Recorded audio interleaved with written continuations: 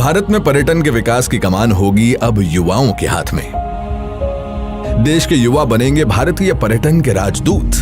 आजादी के अमृत महोत्सव के अंतर्गत बाल्यावस्था से ही युवाओं में पर्यटन के प्रति रुचि और जागरूकता बढ़ाने के लिए भारत का पर्यटन मंत्रालय देश भर के स्कूलों में स्थापित कर रहा है युवा पर्यटन क्लब। पर्यटन मंत्रालय के दिशा निर्देशों के अनुसार स्थापित युवा पर्यटन क्लब सुरक्षित देखरेख में बच्चों को भारत की समृद्ध विविधता और मूल्यों से परिचित करा के राष्ट्रीय एकता को बढ़ावा देंगे। पर्यटन संबंधी संवाद परिसंवाद, गोष्ठियों और स्थानीय एवं अंतर्राज्यीय यात्राओं जैसे आयोजनों द्वारा क्लब के युवा सदस्य भारत में पर्यटन की संभावनाओं के बारे में जागरूक होंगे और जैसे जैसे युवा पर्यटक राजदूत बनते जाएंगे, भारत पर्यटन के विश्व पटल पर स्थापित होता जाएगा। पूरे देश में फैले युवा पर्यटन क्लब शिक्षार्थियों को परस्पर विभिन्न राज्यों की सांस्कृतिक विरासतों से रूबरू करा के भारत के माननीय प्रधानमंत्री श्री नरेंद्र मोदी के देखो अपना देश और एक भारत श्रेष्ठ भारत के मंत्रों को करेंगे चरितार्थ। युवा पर्यटन क्लब, तरुण हाथों में पर्यटन का ध्वज।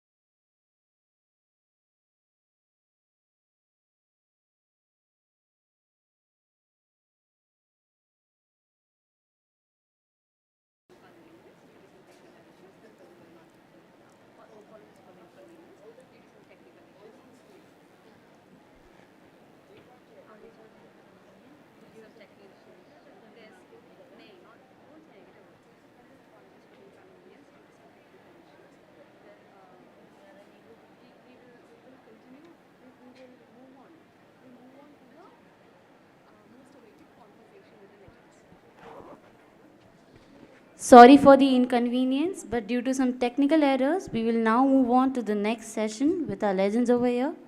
We invite Adu sir and Girish sir on the stage, please.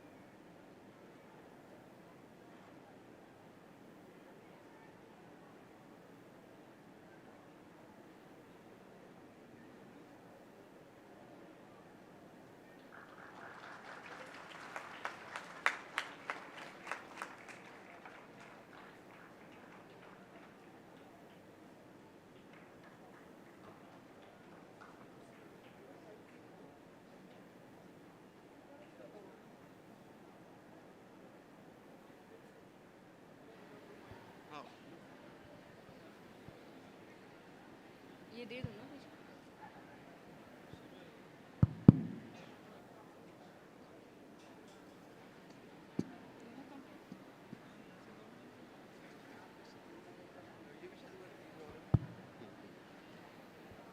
Thank you.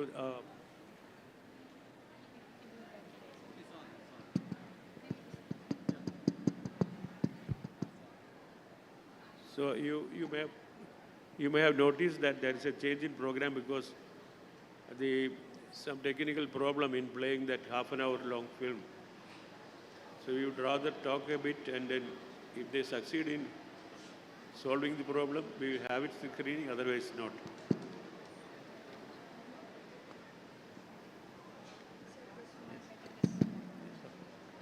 It's okay, no?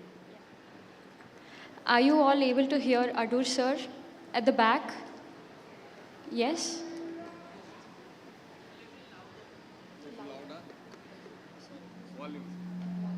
Oh, no, it will start howling if they increase it too much. If they increase the volume too much, it will start howling.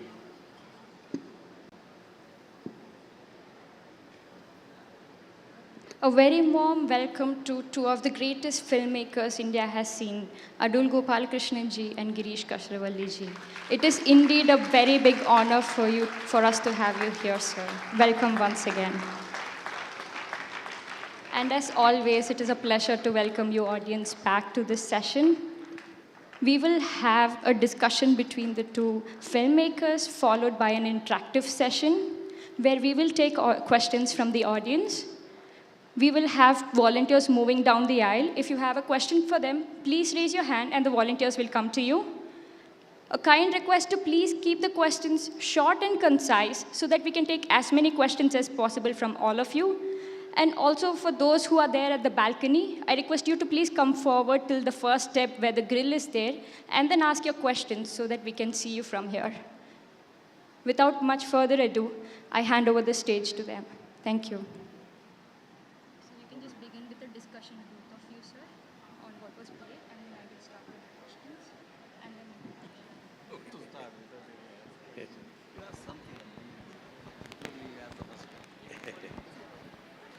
To begin with, it is always a very fascinating perspective to see a director and, or a filmmaker and his reflection on another master in the craft.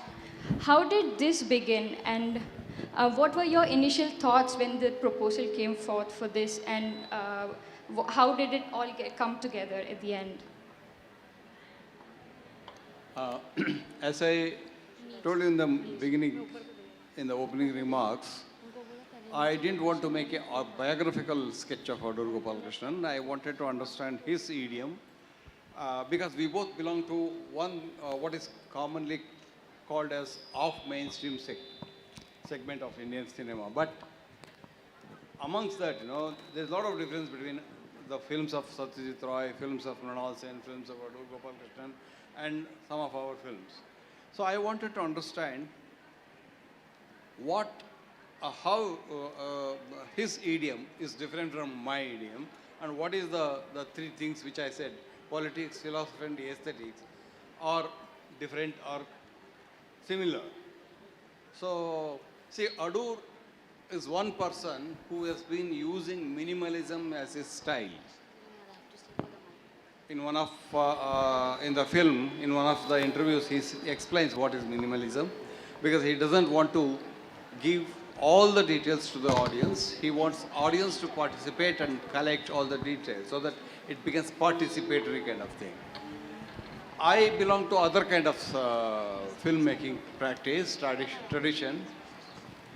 What we will do is, it's an inclusive cinema. We put in a lot of details so that, of course, it's not, nothing is very obvious.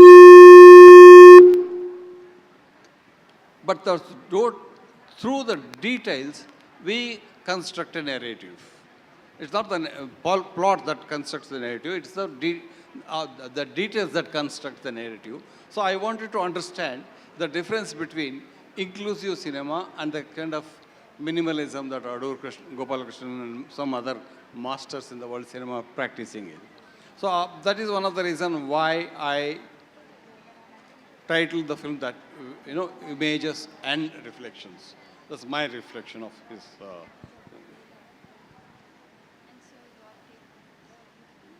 I see in the film,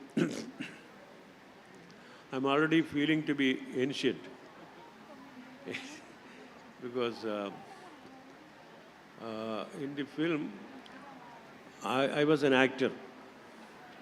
I was acting myself. And to make me act, Girish was there as an outstanding director. Whatever he asked me, I was trying to answer.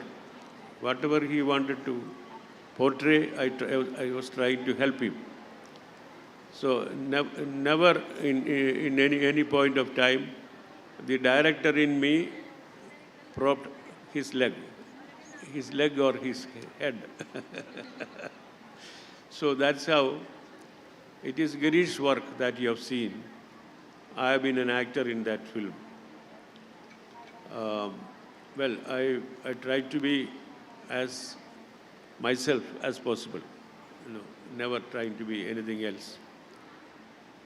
And it was a happy experience to talk to him about my work, because he has studied my work, because we are both, in a way, we are both pursuing the same routes in terms of filmmaking. We do not compromise.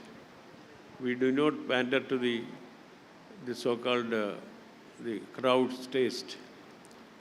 So we try to be as honest as possible to our instincts, to what we think people should watch, what entertainment is. Because in locally, what they consider everything is entertainment.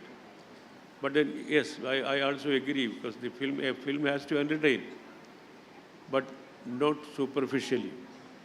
It should entertain you at a much deeper level. Somebody who goes in to see a film should come out a little different from the one who went in. Then only it makes sense. Because the film that they have seen, they should carry it with them. They should mull over it. They should think about it. In a way, it should disturb them. It should question certain set notions of cinema that they have already been nurturing. So that is it. So how can you do that? By asking, by going straight to the issues, by trying to approach an issue as originally as possible and express it as in a very, very subjective way. So these methods are common. So I was feeling very much at home talking to Girish. I respect his work, and so naturally it is mutual. Our admiration.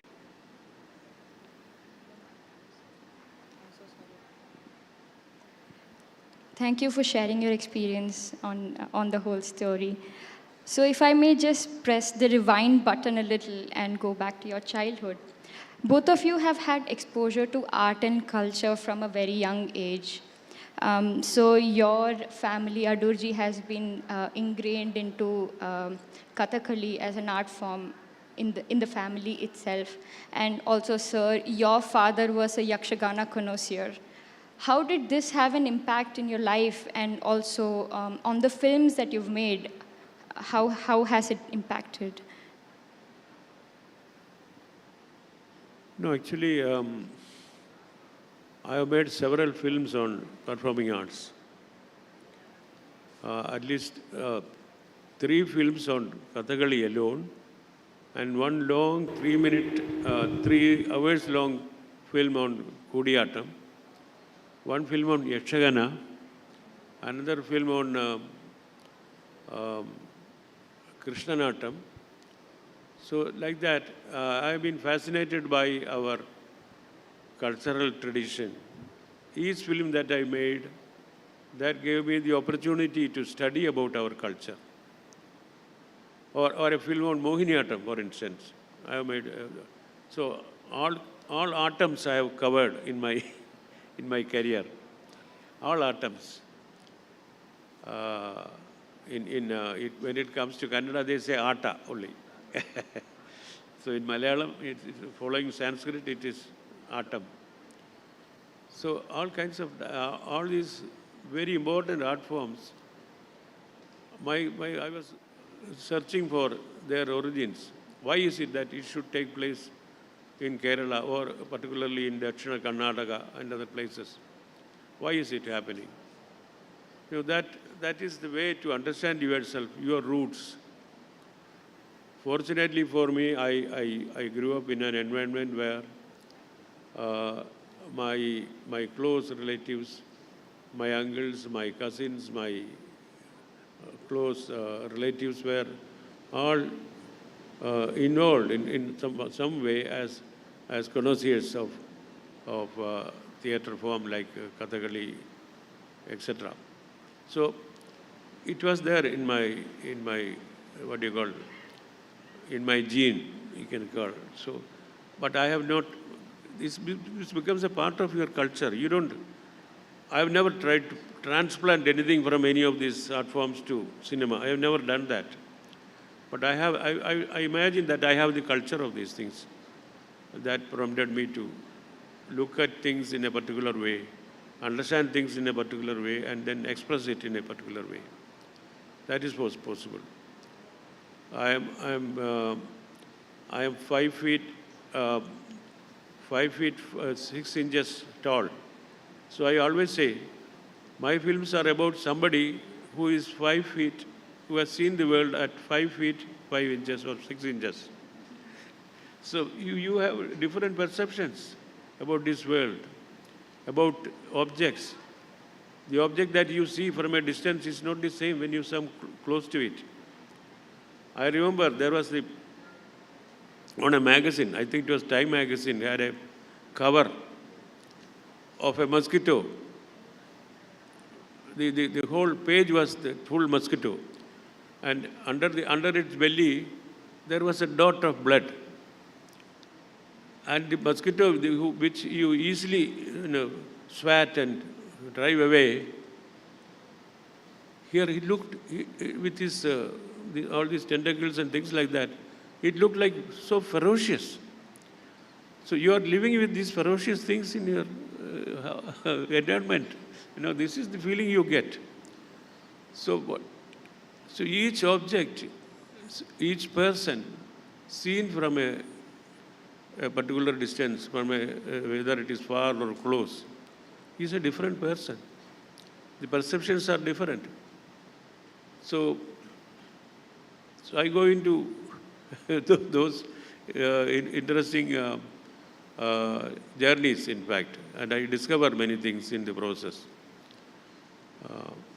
This is what my background has done to me. I never realized, but then I've seen people, Kathakali scenes being put on the film, etc. I have seen. They look terrible. On the screen, they look terrible. Because it is so irrelevant, On the film, it looks irrelevant. Because a Kathakali performance has to be seen very closely because it's basically a chamber theatre. It's not for the crowds. In fact, the Kudiyattam performance, for instance, that's great Kudiyattam performer, Madhu is here.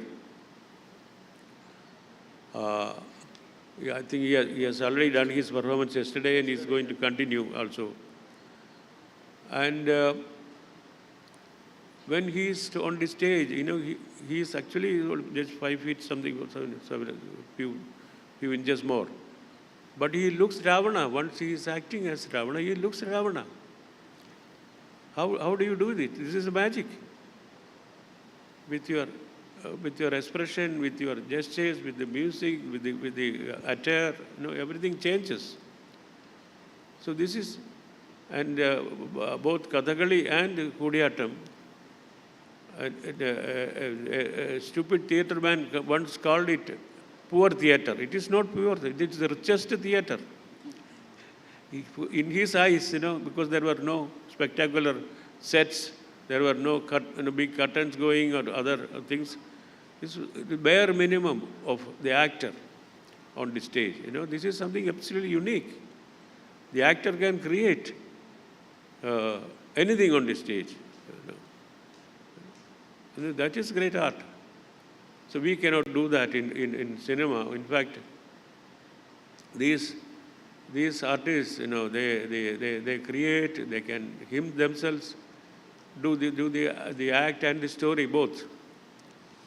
And think about an art form like Kudiyattam, where to present an act, it takes 15 to 45 days. So it goes on. And in Kerala itself, even amongst connoisseurs, there are very few people who have seen a whole play. Because it takes almost a year to perform the whole Ramayana or a story. So this is the kind of art form we have been dealing with.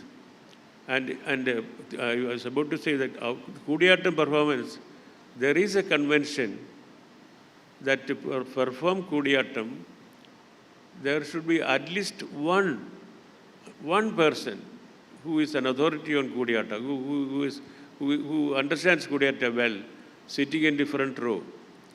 In the absence of such a person, there is no audience, and then the Kudiyattam performance will be not done.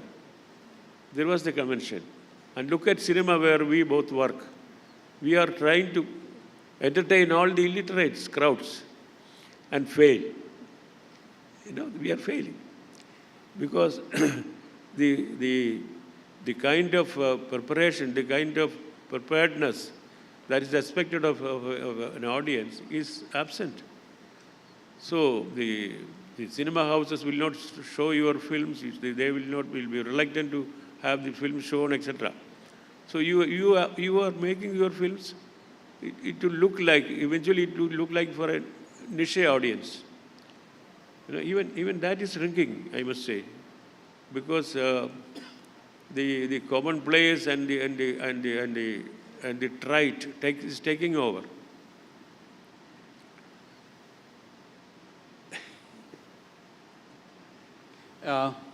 Regarding my childhood and the influences on my filmmaking style,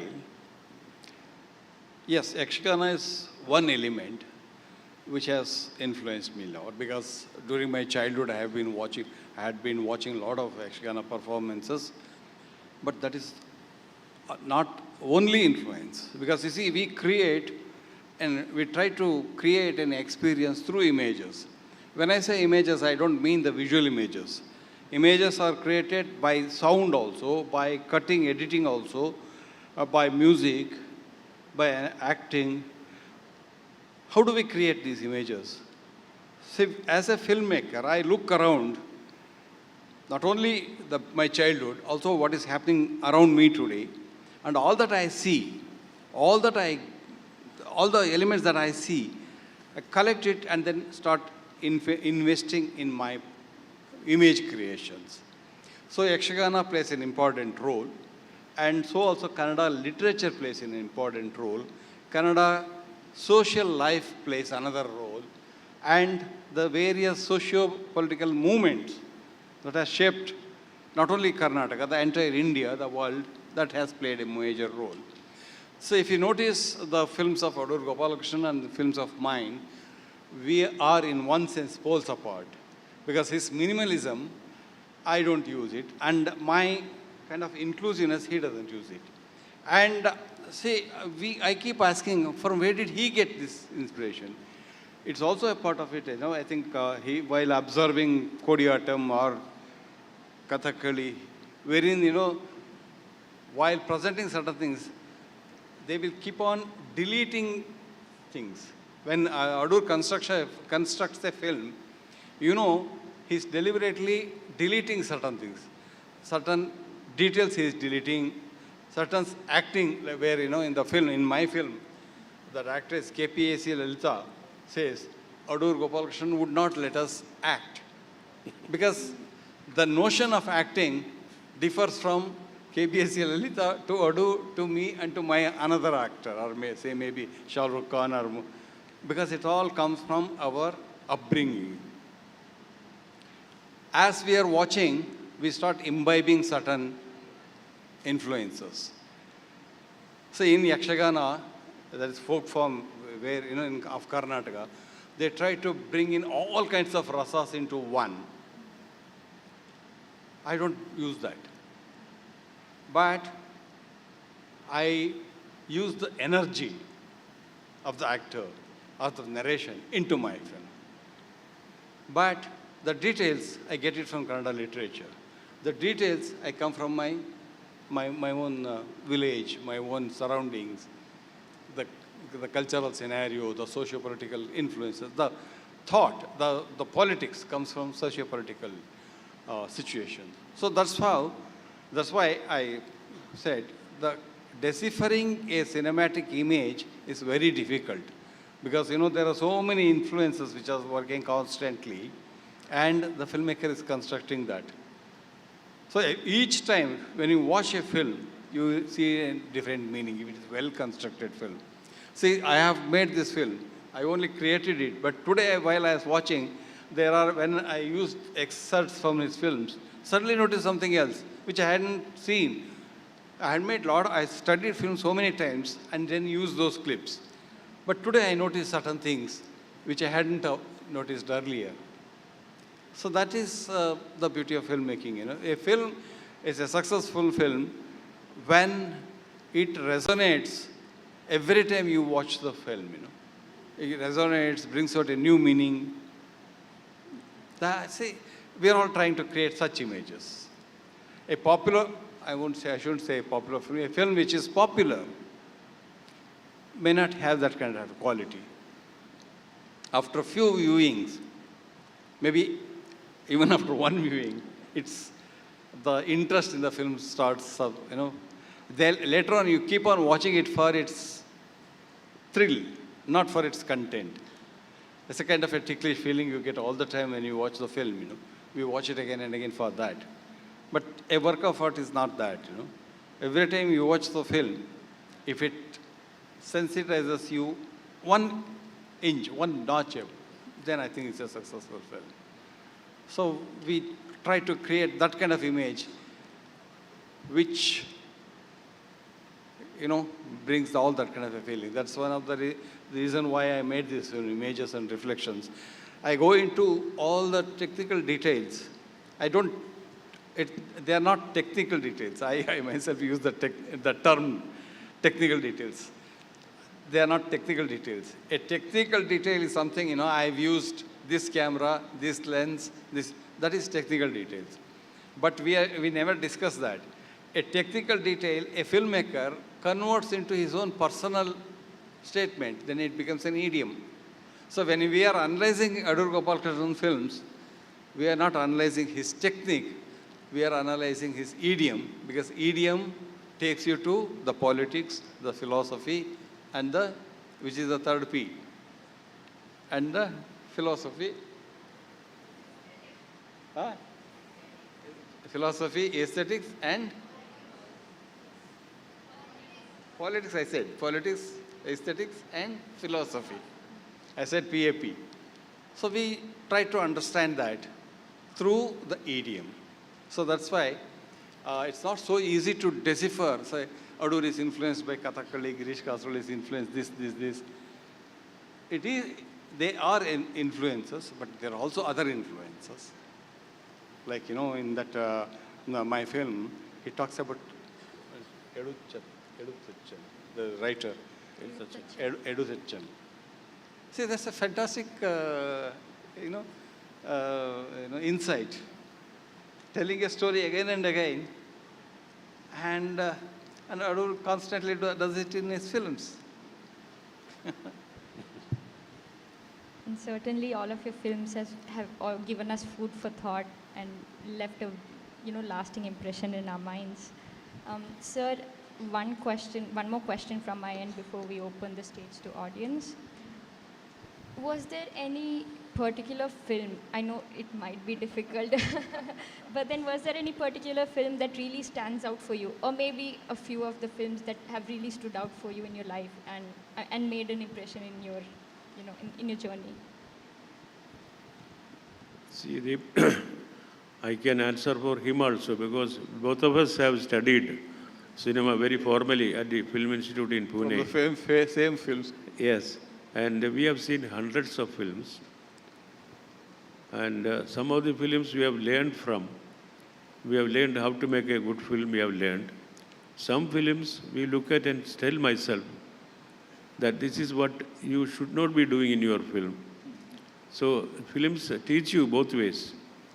In terms of, if you watch an outstanding work, that gives you a lot of nice feeling, a lot of assurance about what you want to do. It gives you, it reaffirms a faith in life or that. A bad film depresses you. You don't want to do this again. You don't want to watch a film like this. It should never happen to me again. That's what you think. So watching several films. Some of them becomes inspirational.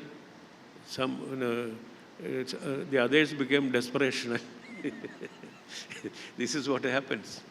So we are learning from both. From bad films, you tell yourself, my God, I should never happen to me like this, that I should never make a film like this. Should never happen.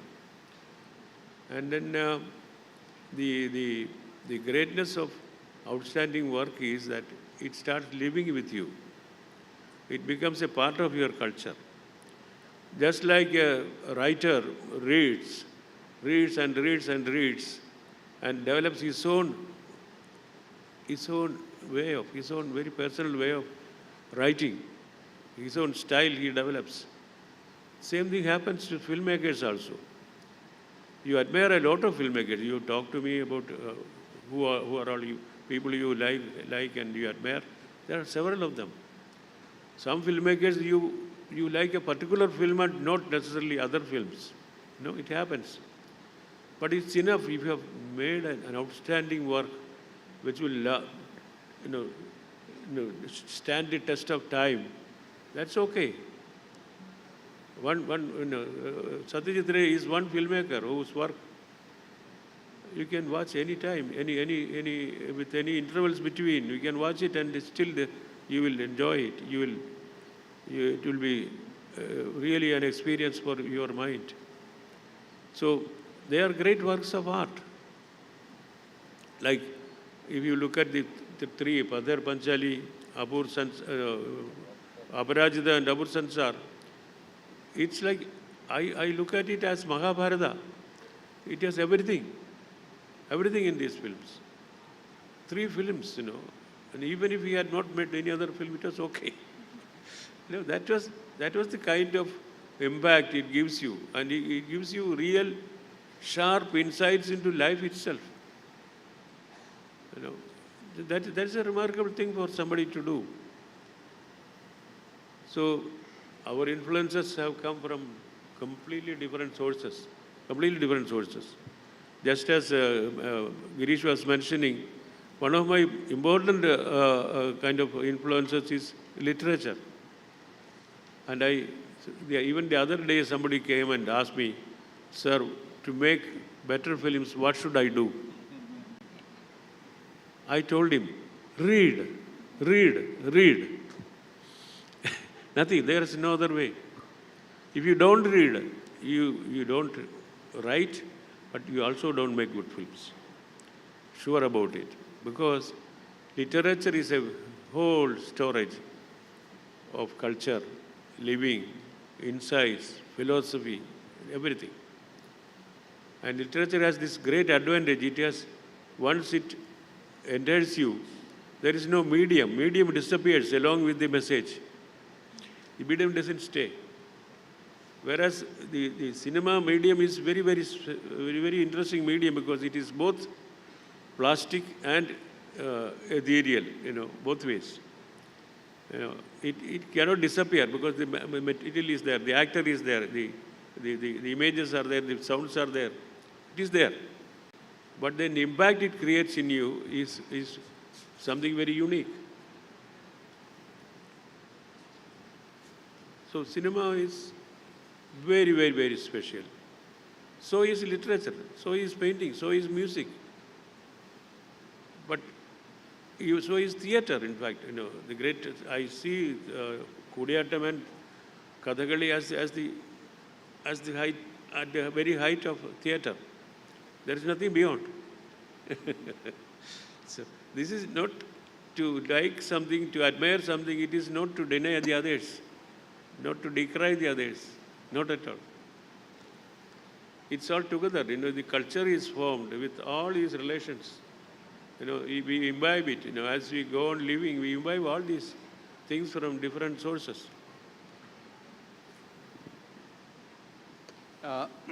If you want me to just pinpoint one particular film, I also agree with Adur Gopalakrishnan.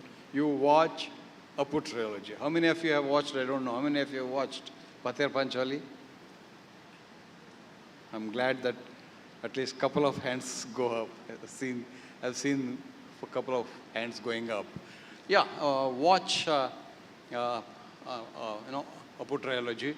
And in the world cinema, there are lots of masters. And I'm not using the word see, I'm saying watch. There's a difference between seeing a film and watching the film.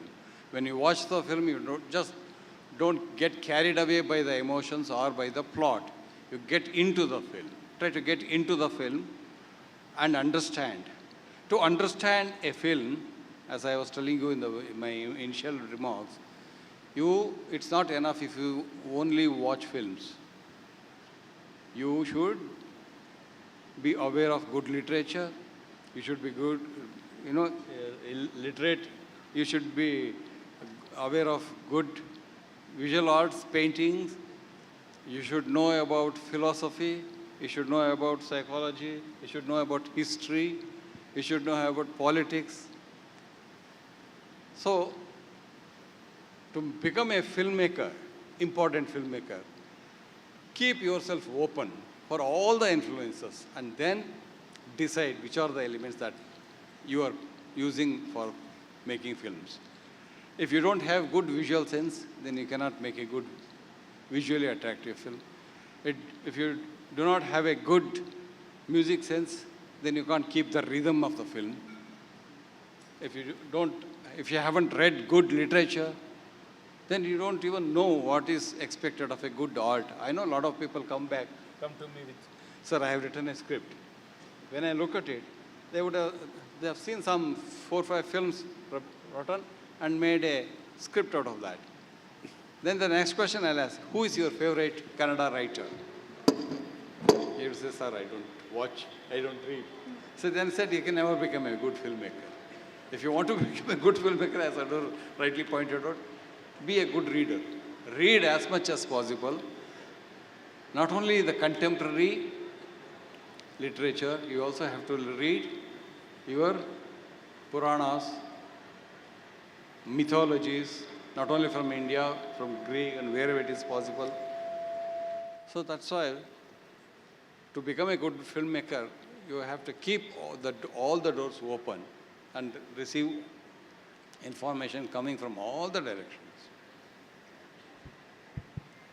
Looks like we have some homework in our hands to go back and watch some Satyajit Ray movies. So please feel free to raise your hand. We have volunteers who will come to you with the mic and you can ask your questions. Just a reminder to please keep it short and concise so that we can take as many questions as possible.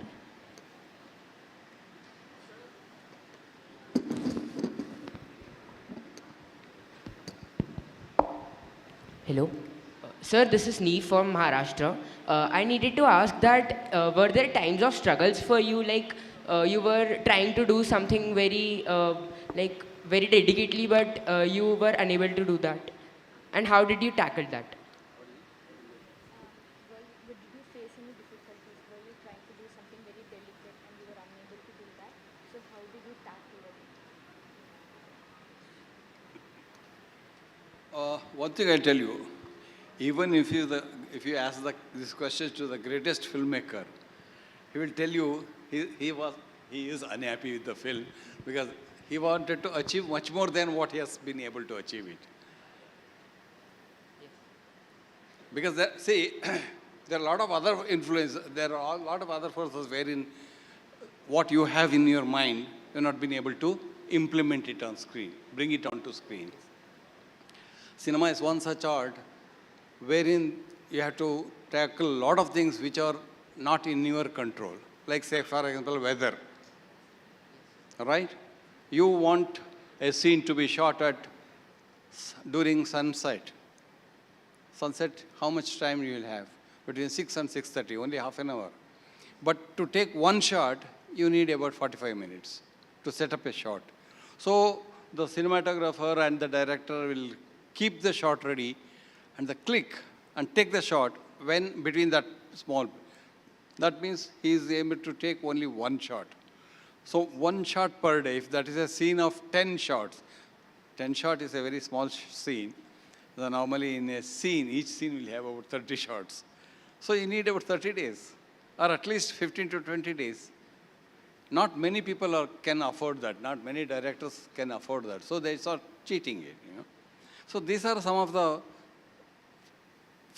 problem, you know, practical problems. Then there are also certain things which are something to do with the human nature itself. What I am trying to achieve, how can I do it? I am not going to enact it. I am going to tell that to the actor. So what I am intended, what I have my intentions, and what he is grasping may be two different things. Right? Yes. How do you say? You can't say it in mathematical terms. You say you are angry. You are angry. Quantum of angry. Define quantum of angry. How do you say that? You can only show it, but that what you show, I may not be able to imitate that. Yes. And if I start imitating you, then where is my creativity? And if you are a director, and if you start if you start enacting all the roles, then all the 15 characters that are there on the screen act similarly. Yes. So you have to leave the freedom to the artist. So there is this problem of, you know, actually what you expect in your mind, what you have in your mind, what that actor is expressing may be different. It also happens with the technicians. Cinematographer is there, editor is there, sound, music directors are there. In the film on Nagpur, you know, there's a very interesting thing. I don't know how many of you have captured it. Regarding the music in Elipatayam, he says, I want a music which keeps on, like, you know, something is falling, because the film is about the slipping of a jamindar. Then M.B. Srinivasan, who is the music director, he said, in that case, nobody would hum my song. Because as a music director, he wants the tune to be hummed by everyone. But Adur is not interested in that. He says, no, I don't want that kind of music. I want the music which heightens the emotions, which lifts the drama of the song. See, that's the difference. So even technique, you know, you have to control. So sometimes you agree, sometimes you succeed, sometimes you don't. But those failures only you know as a creator. I won't, as a viewer, won't get to know that. You know? Thank you, sir. Also, I may add, it will be good to have trained actors. If you are very raw, it is very difficult. You will make our life miserable. You try to get something out of you and then you are not capable. You know, it is disastrous. This is one great thing about acting. You know, there are artists who are very receptive to instructions. They immediately pick up what exactly is expected of them. And so I always look for an artist who is sensitive. And what I am doing as the director is to help you to get the best out of you while directing an actor. If for instance, children who work with us, we cannot ask a child to act. Child can only imitate. And the most difficult thing is to direct a child because you give I'm telling you from experience, you give the child an instruction and then you cannot change the instruction. Later you feel something different and you try to improve, you cannot. The child will not be able to improve because at that age, they are only taking in the information. They are not processing it. So I have to think twice, thrice, 5 times, 10 times before instructing my child actor. And what I expect of the children who work with me is to be bright and intelligent. This is very important. So they are not trained actors, but then we can take good performance from them. Also, you have to elicit a certain love and respect from them. That's very important. As a filmmaker, children are very good at knowing who is the most important person on the floor. In no time they will understand it is so and so. I have noticed that children, they may not even bother about their parents, even they would listen to their parents. But when I talk to them, they will listen. So then he is the most important person on the set. Simple. So you have to have bright children, when you choose. Thank you, sir. Moving on to the next question.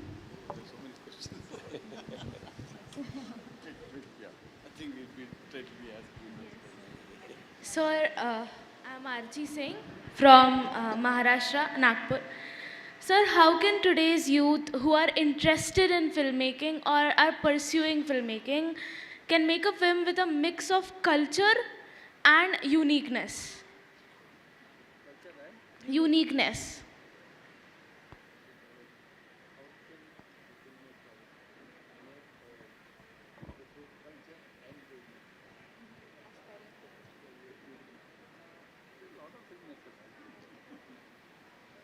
It's not very difficult if you are very sincere and hardworking. Unfortunately, the good films that are being made in India, we don't get to see them.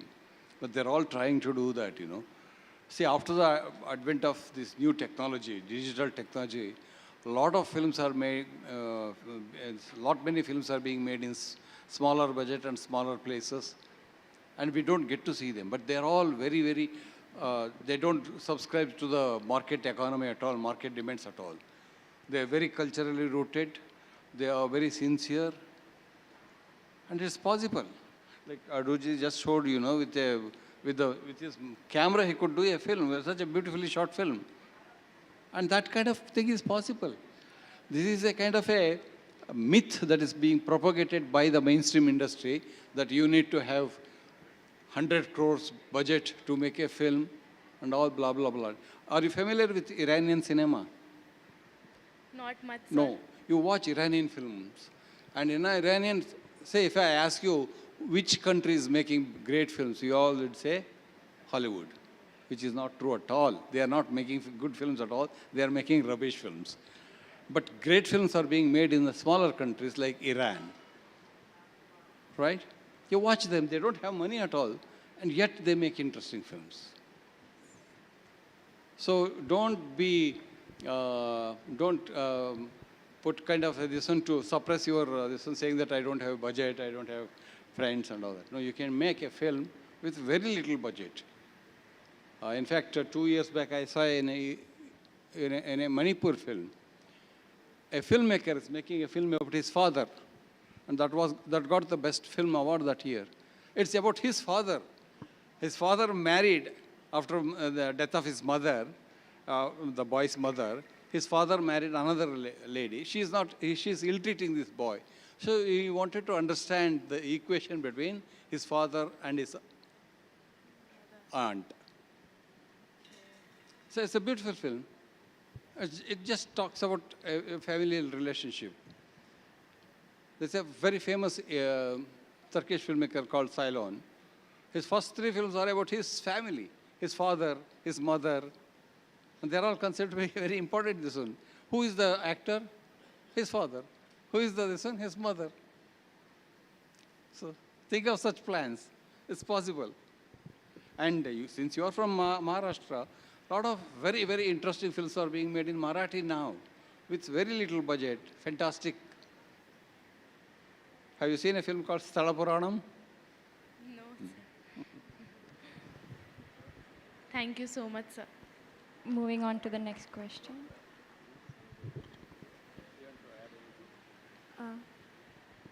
So my name is Anshu Kulkarni and I'm from She Pune. was asking about culture and how can it be cultural and then unique. In fact, if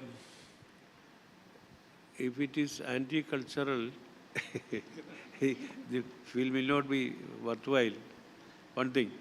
And one thing very special quality about any art form is being unique. It has to be new, it has to be novel, it has to look new, it has to be a different experience, not the same. The idea can be the same, but it can be told in different ways. Then that's how it becomes new. In theater, sometime back, somebody called by name George Polti. He analyzed all the plots of the theatre plays and found there are only 36 plots. Whatever you do in terms of your dramatic structure, you are following these 36 plots. You cannot escape it. So then what will you do new? But then its novelty lies in how you do it. You know, this is how it matters. A film which is worthwhile is very, very cultural. That's what I wanted to say. Yes, sorry. Thank you for adding on, Sorry. sir. We'll move on to the next question.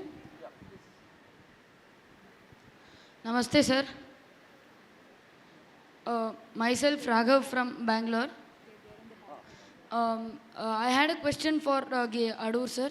Sir, when you were acting in a film or when you were being interviewed in the film, did you feel it was a biopic or a film made on you and your values and the films which you were being which you had made?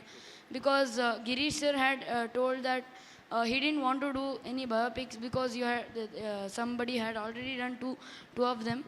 He wanted to make a film on you. So how was your feelings when Thank the you for film? your question.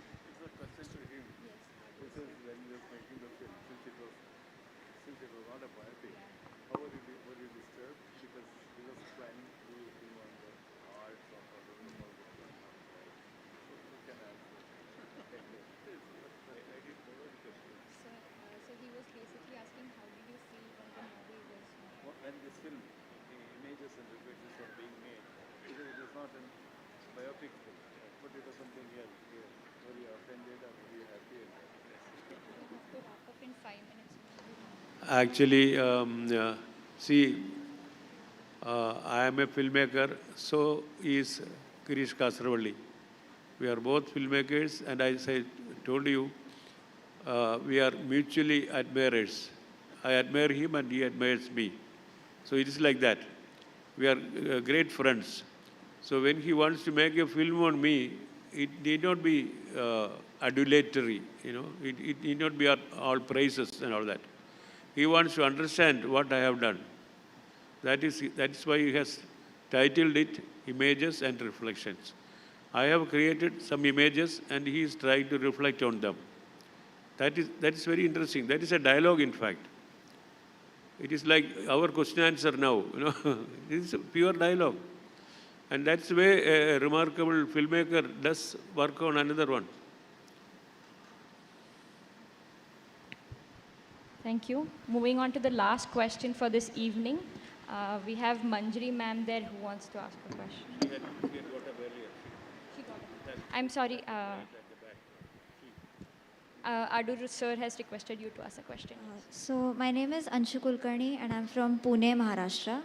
So my question to you is, in today's film industry, there are a lot of films that have been controversial due to the certain events or, scenes that are shown in the... Hold it like this Can and you louder. speak up? Can you hear me now? Yeah. So in today's film industry, there are a lot of films that, have been controversial because of the particular scenes and events shown in that film. So my question to you is that since you have been focusing a lot on the culture of Kerala or of the South, have you ever gone through such controversies? And if you have, how did you, fight against them?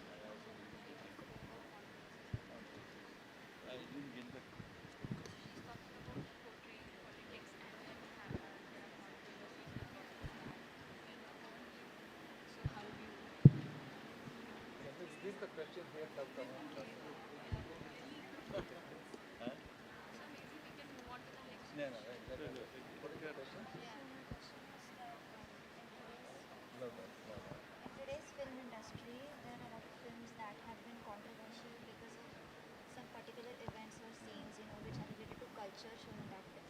So since you both focus a lot on culture of South India, have you ever gone through such controversies? And if you have, how did you struggle against that?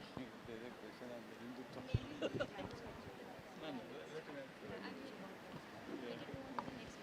Yes, he will answer. I'll just answer you very briefly. Mrinal Sen, whom we call Mrinalda, he always used to say, controversies lead you to the truth. Lead you? To the truth. It's very beautifully said. Because in a democracy, we live in a democracy, and nobody has the last answer for questions. There are different answers. That's the beauty of democracy. That's the beauty of democracy. We should understand that. When a filmmaker does something which is very truthful, it can create controversies. But ultimately, it will boil down to the facts, down to the truth. So we believe in that. Thank you. My film that you have seen today, how does it end? It ends with the boy walking on the steps. He counts 1, 3, 5, and then comes back and says 2, 4. Which is truth? Where is the truth now? Is 1, 5, 3, 5 are the truth, or 2, 4, 6 are the truth? Both are sick. Both are true. How can you say 2, 4, 6 are truth? That is what he is trying to say in that film Anantaram. You know, there is nothing called standard truth or ultimate truth. What you see is the truth according to you. What she sees is the truth according to her. Unless you respect her, that is not democracy. In democracy, you'll have to respect her opinion also. The problem, I know why you are asking, in today's condition, in today's society, somebody is trying to say what I say is the right. But you must say, no, what I say is also the right, equally. You know, there are many facets to the truth. Facets.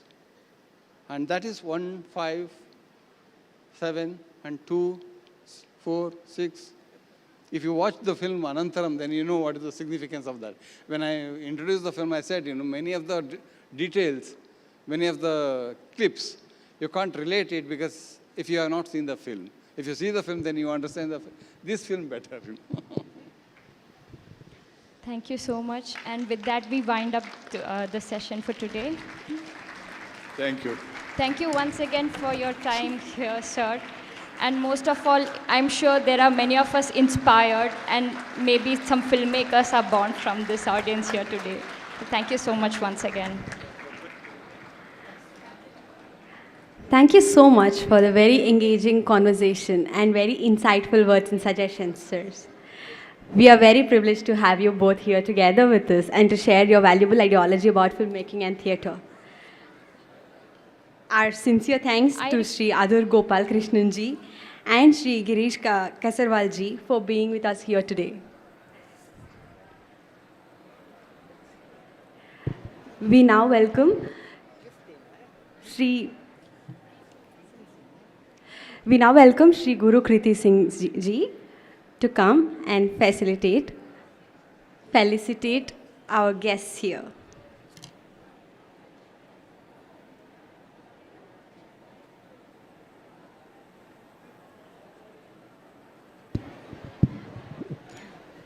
I request everybody to please settle down for 1 minute. Yes, thank you.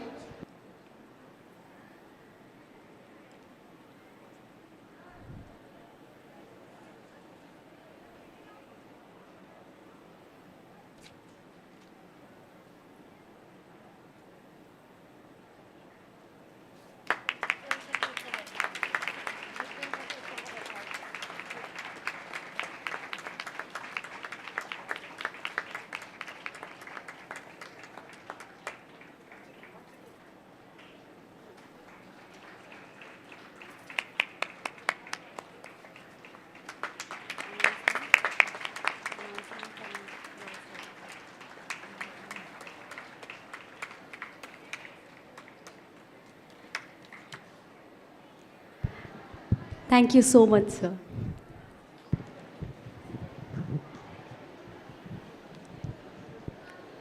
Everyone can please leave for dinner, and please ensure that you're back on time for the next program.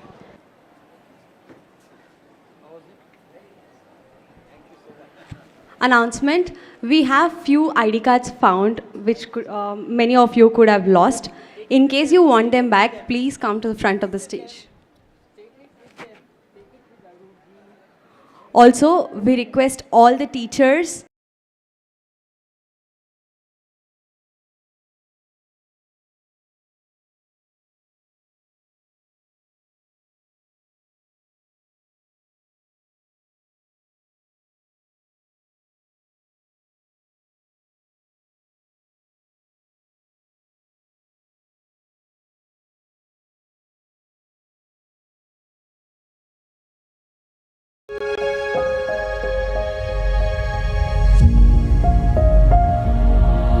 Bharat में पर्यटन के विकास की कमान होगी अब युवाओं के हाथ में। देश के युवा बनेंगे भारतीय पर्यटन के राजदूत।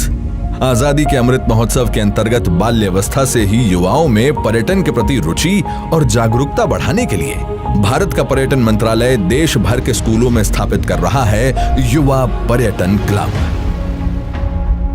पर्यटन मंत्रालय के दिशा निर्देशों के अनुसार स्थापित युवा पर्यटन क्लब सुरक्षित देखरेख में बच्चों को भारत की समृद्ध विविधता और मूल्यों से परिचित करा के राष्ट्रीय एकता को बढ़ावा देंगे। पर्यटन संबंधी संवाद परिसंवाद, गोष्ठियों और स्थानीय एवं अंतर्राज्यीय यात्राओं जैसे आयोजनों द्वारा क्लब के युवा सदस्य भारत में पर्यटन की संभावनाओं के बारे में जागरूक होंगे और जैसे जैसे युवा पर्यटक राजदूत बनते जाएंगे, भारत पर्यटन के विश्व पटल पर स्थापित होता जाएगा। पूरे देश में फैले युवा पर्यटन क्लब शिक्षार्थियों को परस्पर विभिन्न राज्यों की सांस्कृतिक विरासतों से रूबरू करा के भारत के माननीय प्रधानमंत्री श्री नरेंद्र मोदी के देखो अपना देश और एक भारत श्रेष्ठ भारत के मंत्रों को करेंगे चरितार्थ।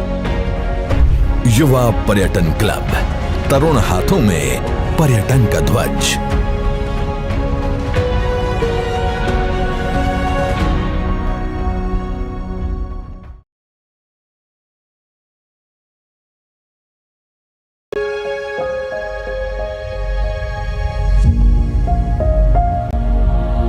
भारत में पर्यटन के विकास की कमान होगी अब युवाओं के हाथ में। देश के युवा बनेंगे भारतीय पर्यटन के राजदूत। आजादी के अमृत महोत्सव के अंतर्गत बाल्यावस्था से ही युवाओं में पर्यटन के प्रति रुचि और जागरूकता बढ़ाने के लिए भारत का पर्यटन मंत्रालय देश भर के स्कूलों में स्थापित कर रहा है युवा पर्यटन क्लब।